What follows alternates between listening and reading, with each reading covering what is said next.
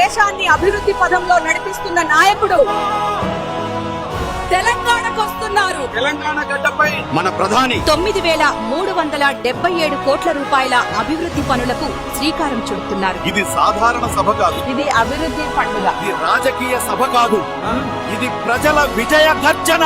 లక్షలాది మంది ఒకే లక్ష్యం.